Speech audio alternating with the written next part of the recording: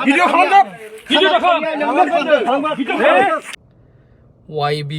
trading platform बा मोनसे online फैसा आर्निं खालामनायनि साइट गोबाङा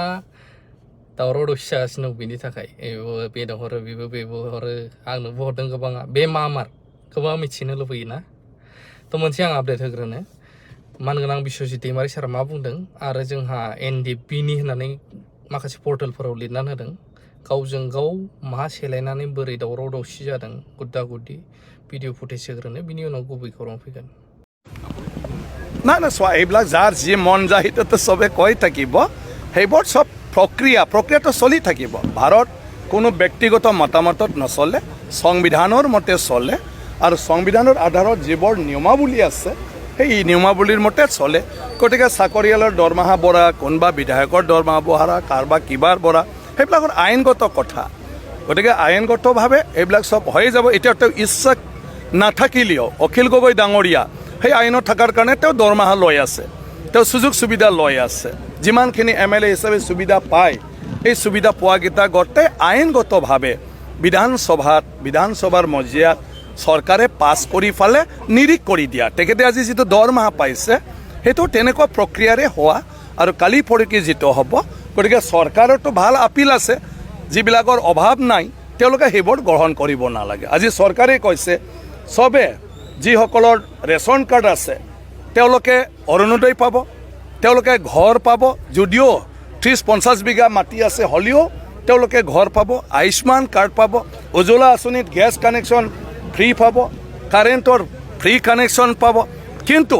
প্ৰধানমন্ত্ৰী আৰু আমাৰ মুখ্যমন্ত্ৰী হিমন্ত বিশ্ব শৰ্মাই অনুৰোধ কৰিছে যাৰ সেইবোৰ দৰকাৰ নাই তেওঁলোকে সাৰেণ্ডাৰ কৰিব লাগে তেওঁলোকে সেইবোৰ ল'ব নালাগে কিন্তু আয়ুষ্মান কাৰ্ড সবৰ কাৰণে দৰকাৰ কাৰ্ড জীৱনত কেতিয়া কি বেমাৰ হয় কি এক্সিডেণ্ট হয় সেইটো ক'ব নোৱাৰে গতিকে তাৰ কাৰণে প্ৰযোজ্য সেইটো লোৱাত একো আপত্তি নাই কিন্তু বাকীবিলাক নিজে নিজে বুজি পালে ল'ব নালাগে এতিয়া মানে কি কয় গেছৰ ছাবচিডি বহুতে উভতাই দিয়াৰ কাৰণে আজি দুখীয়া মানুহৰ বহুত আঁচনি আৰু চৰকাৰে ল'ব পাৰিছে গতিকে সেইকাৰণে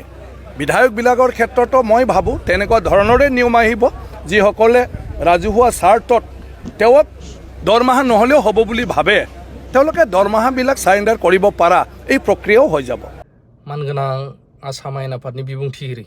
बुंथिगिरि बिश्वजित दैमारि सारा मा बुंखो नोंथांमोना खोनाबाय दा लोगोसे सरलपारा पिकनिक स्पटखौ लानानै पिकनिक स्पटआव थाङोब्लाथ' जोङो गारिनि माने पास फैसा लायो आजिखालि एन्ट्रि फिस दा बिनिसो ना मासो माखासे खोथाफोरखौ लानानै दावराव दावसि जादों बे थारैनो मामार नोंथांमोना नायनो हागोन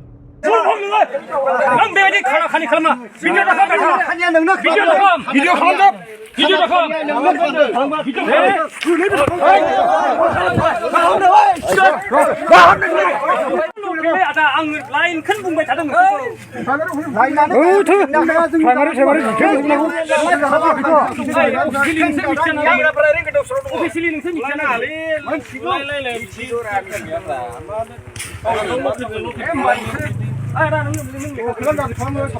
आं बिसोरजों गैयालै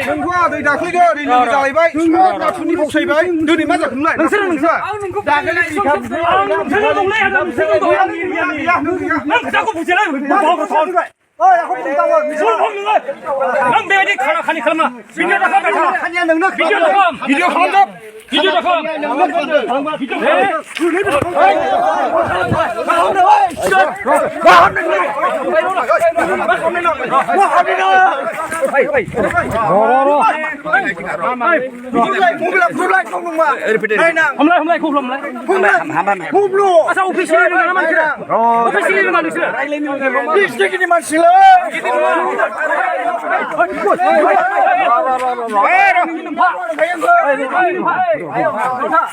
बिदि नङालै आदा हा एसे आं नोंसोरनि आं मा बुंबाय थादों एग्रिमेन्ट खालामनो आं दंना आंखौ नोङो बुंदों आंखौ नाखायबाय गवा नोंबाय था मा सानदोंमोन आंखौलाय नों बिसो आं नोंसोरजों दं मा सानदों अफिसियेलखौ नोंसोर बुजिब्रा र' आं आं माखौ आंखौ मा दालाल खालामदों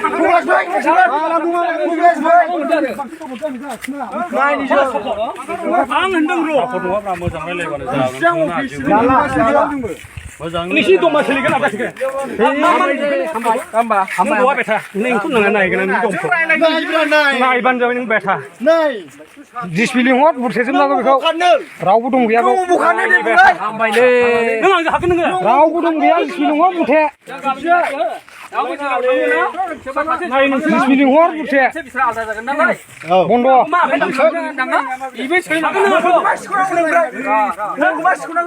आंखौ मान भिडिअ आं बहानि आंखौ मान भिडिअ खालामदों नोङो मान खालामा मान खालामनाय नों मबाइलाव नाय हमलाय सेंग्राफोर बिनि मबाइलाव नों खोथाखौ बुजिला नों बेबायदि खानि खालामा भिडिअ दाखाम भिडिअ दाखाम भिडिअ खालामदों भिडिअ दाखाम